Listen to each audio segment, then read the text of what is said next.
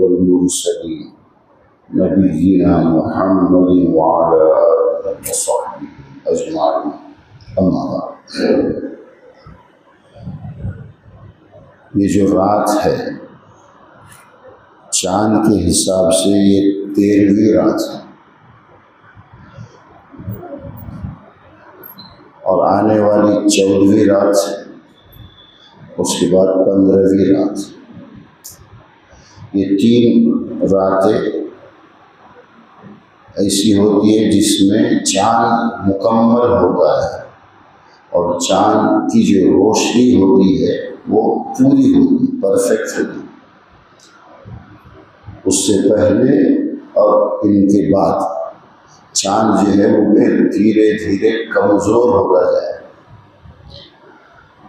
ان 3 دنوں کو، رات کے بعد دن بھی ہے، احادیث کے اندر ایام بیض کہا گیا ہے۔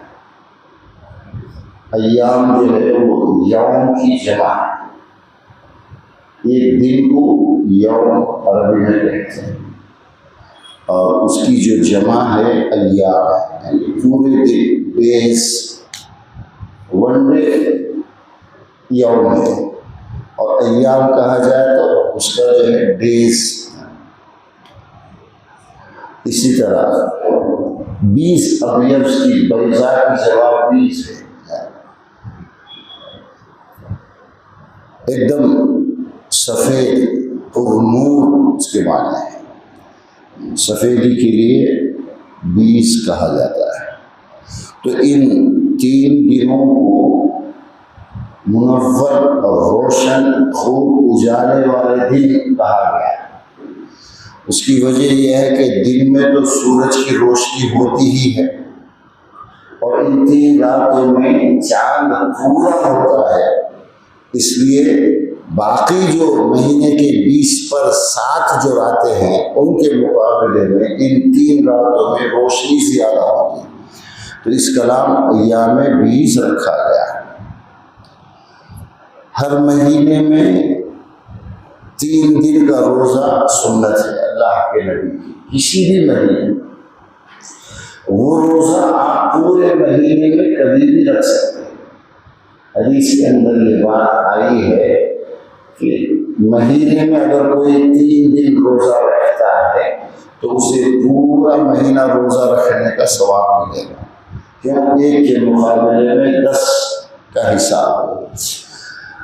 اب وہ جو 3 دن ہے وہ اگر ان 3 دنوں میں آدمی روزہ رکھے تو بہت بہتر ہے، ورنہ پورے مہینے میں کبھی بھی 3 دن رکھے گا، کسی بھی دن رکھے گا تو وہ سنت ادا ہو جائے گی، اور وہ جو اجر ہے پورے مہینے روزہ رکھنے کا، سال بھر، زندگی بھر روزہ رکھنے کا، اسے ثواب ضرور ملے گا اگر وہ ہر مہینے میں 3 دن نفل روزہ رکھے گا۔ ہمارے نبی صلی اللہ علیہ وسلم مہینے میں یہ 3 دن کے ساتھ ساتھ ہر پیر کو بھی روزہ رکھتے تھے اور جمعرات کو بھی روزہ رکھتے تھے، وہ ایکسٹرا۔ اگر کوئی آدمی صرف پیر کے دن روزہ رکھے تو ایک مہینے میں اسے 3 سے زیادہ پیر تو آئیں گے۔ ایک طرف اللہ کے نبی کی وہ بھی سنت پوری ہوگی کہ پیر کے دن آپ روزہ رکھتے تھے، یا پیر اور جمعرات ہفتے میں 2 دن رکھے گا تو 3 نہیں بلکہ 8 سے بھی زیادہ روزے اس کے ہوں گے ایک مہینے۔ تو آدمی اس طرح سے پلاننگ کر لے کہ کم از کم ہر مہینے میں 3 روزے وہ رکھ لے، تاکہ وہ ایک تو اللہ کے نبی کی سنت پر عمل کرنے والا بن جائے گا، اور دوسرے پوری زندگی روزہ رکھنے کا اس کو ثواب ملے گا، حالانکہ وہ مہینے میں صرف 3 دن روزہ رکھتا ہے۔ اور روزہ رمضان میں رکھ کر چھوڑ نہیں دینا چاہیے، پورے 11 مہینے اس سے تعلق ہی نہیں، رمضان آتے ہی پورے 1 مہینے کے روزے نہیں، بلکہ بیچ میں ہر مہینے میں 3 دن اور اس سے کچھ زیادہ رکھنے کی عادت ڈالے گا تو رمضان کے روزوں سے جو اس کو فائدہ ہوتا ہے، ایک تو اس کا دل صاف ہو جاتا ہے، پاک ہو جاتا ہے، وہ منور ہو جاتا ہے، ہدایت اس میں آ جاتی ہے، دین دار بن جاتا ہے۔ اسی طرح ہر مہینے میں 3 دن روزہ رکھتا رہے گا تو اس کا فائدہ اسے ضرور ہوگا۔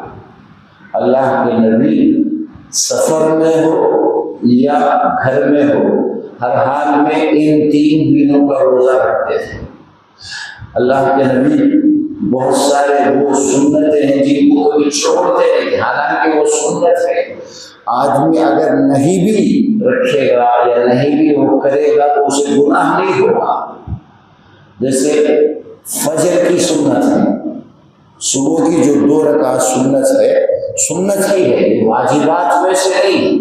کوئی اگر نہیں رکھے گا تو اسے گناہ نہیں ہوگا، نہیں پڑے گا، لیکن پڑھنے کا اس کا بڑا اجر ہے۔ اللہ کے نبی نے یہ فرمایا، فجر کی 2 رکعت جو سنت ہے فرض سے پہلے، ساری دنیا اور دنیا میں جو کچھ ہے ان سب سے مجھے یہ زیادہ پسند ہے۔ اللہ کے نبی کے نزدیک ہر دن جو ہم فجر میں 2 رکعت سنت پڑھتے ہیں اس کی ویلیو اتنی زیادہ ہے کہ آپ یہ فرماتے ہیں کہ ساری دنیا سے مجھے یہ بہتر ہے۔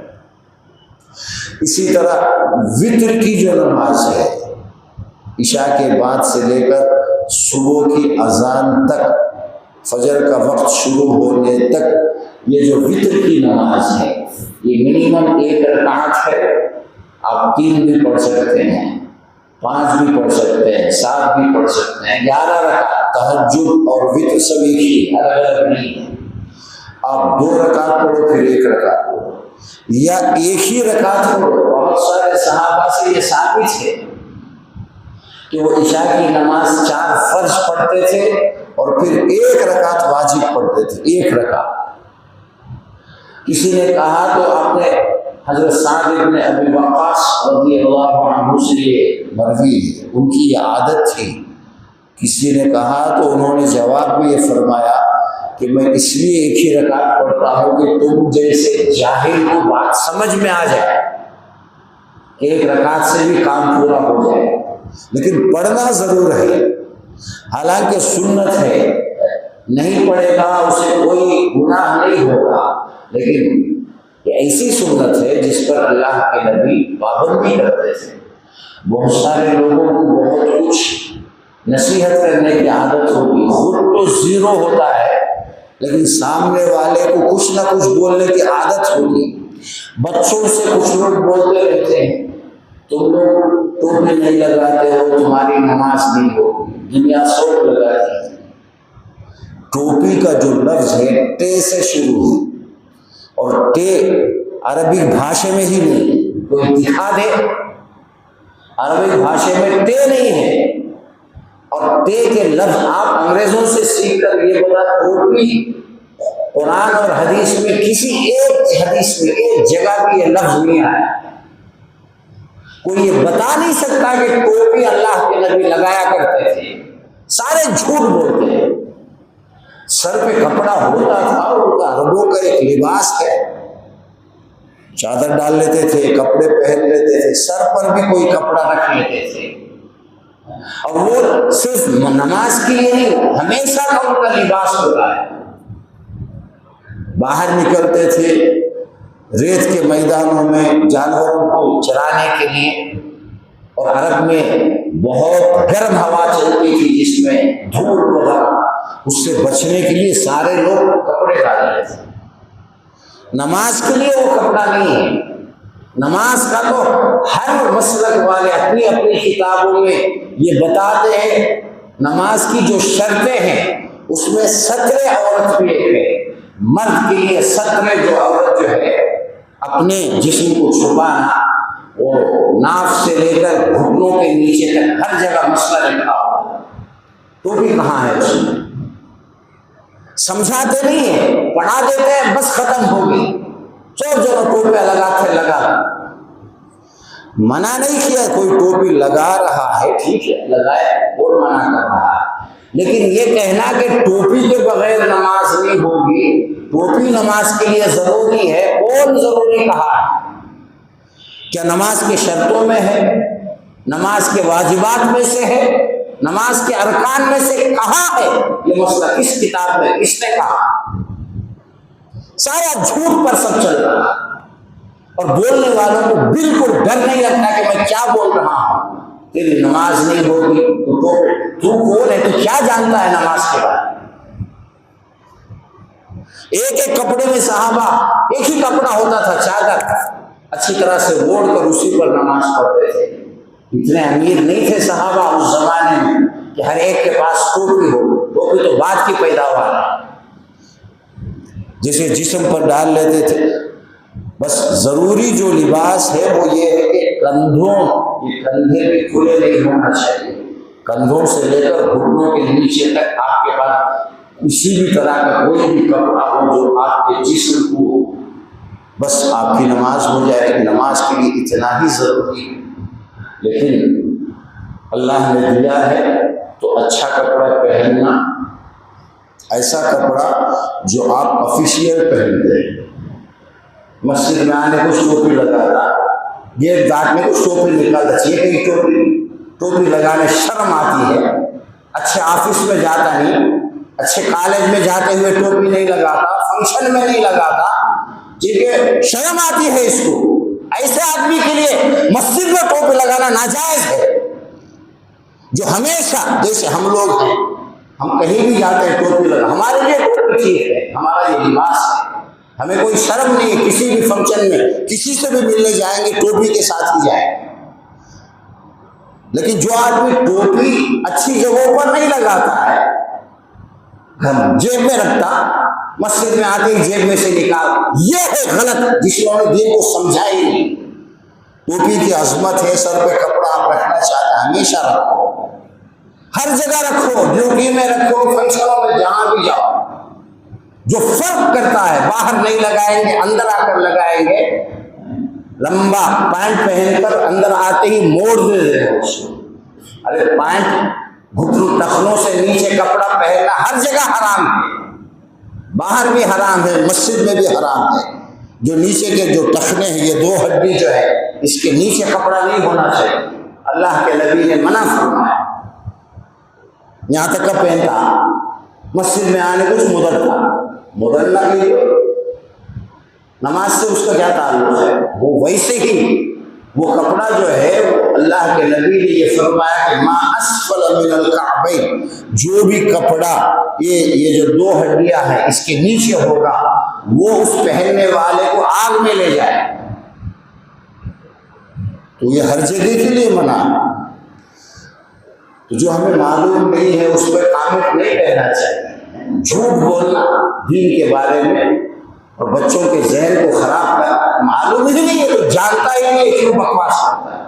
اور بولنا ہی ہے تو سامنے آ کر بول، جس میں بھی ہمت ہے سامنے آ اور ثابت کر کے بتا۔ کسی حدیث میں اگر ٹوپی ہے ہم اسی وقت لگانے کے لیے تیار ہیں، لیکن ہمارا یہ چیلنج ہے، ہم کہتے ہیں دنیا کی کسی حدیث میں ٹوپی ہے ہی نہیں۔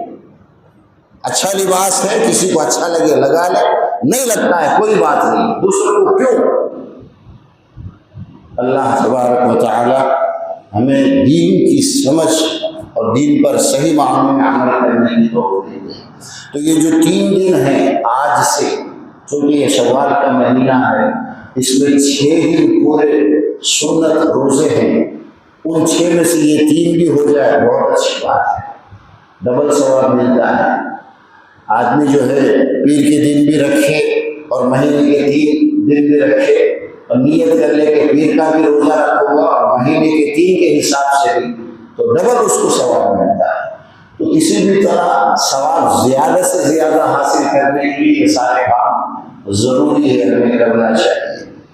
اللہ تبارک و تعالیٰ کہنے اور سننے سے زیادہ ہم سب کا عمل کی توفیق دے۔